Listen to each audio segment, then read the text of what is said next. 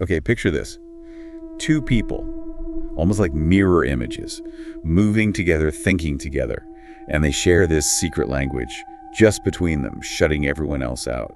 It's a pretty strange image, isn't it? It really is. And the fascinating thing, looking at the source material we've got, is that this isn't, science fiction. This is the heart of a real and very, very strange story. Exactly. So today we're doing a deep dive into this incredible true story, the silent twins, Jennifer and June Gibbons, from Wales. We're really going off the source material you've provided, digging into what seems like a psychological puzzle, maybe something more baffling. Okay, yeah, let's unpack it. What we want to do is look at what these sources actually say about their lives, about this incredibly tight bond they had, and then this really bewildering event that changed everything. So jumping right in, the sources make it clear the defining thing about them right from the start was the silence. They just wouldn't speak, not to parents, not to teachers, nobody, except each other. And they had their own language, didn't they? Like a super fast private code that no one else could understand. And the material suggests this wasn't just like kids being shy. It deeply worried people, teachers, doctors, even their own family. They couldn't break through. The sources really emphasize how isolated they were because of this. You can see how that would just completely set them apart.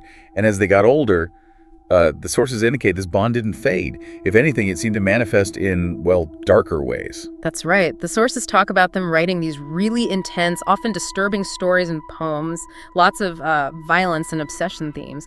And it wasn't just writing. The sources detail them committing crimes together, vandalism, even arson, always apparently acting in this weirdly synchronized way. That synchronized part. Yeah. That must have been incredibly eerie to witness. So this whole pattern, the silence, the isolation, the crimes, this intense shared world, it eventually led to a major intervention, didn't it? It did.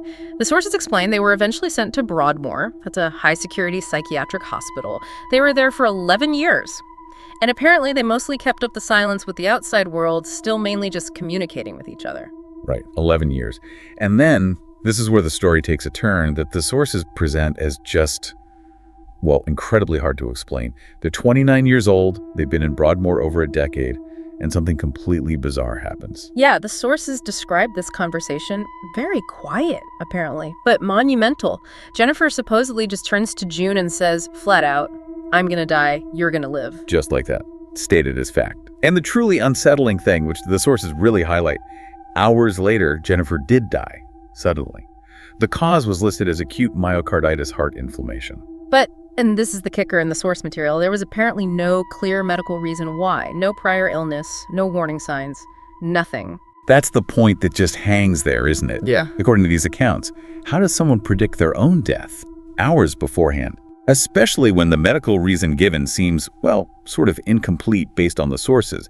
It adds this whole other layer of mystery. Exactly. It's profoundly puzzling based purely on the information we have. And maybe even stranger, think about what the sources say happened to June after Jennifer died. It's like a switch flipped. She started talking, engaging with people, living a life the sources describe as normal. Yeah, the sources use this phrase almost like the curse had lifted, as if Jennifer's death somehow broke that intense, silent pact. Precisely. So the bond is broken and June is free. The sources leave us wrestling with the nature of that bond. And Jennifer's prediction, her death. Was it this incredibly powerful psychological connection manifesting physically, or just a tragic, unexplained medical event with a dark coincidence layered on top? The sources don't give a final answer. It really makes you think, doesn't it? And why should you care? Yeah. Because it's this dark look drawn from these accounts at just how intense human connection can possibly be, and maybe the limits of how we explain things when, the facts are this strange. How could two lives be that intertwined? Yeah, consider that final prediction. Jennifer saying she'd die so June could live, and then it happening suddenly, unexplained medically, according to the sources. What does that moment tell us? Or maybe, what doesn't it tell us about their bond? Was it psychological power? Something else?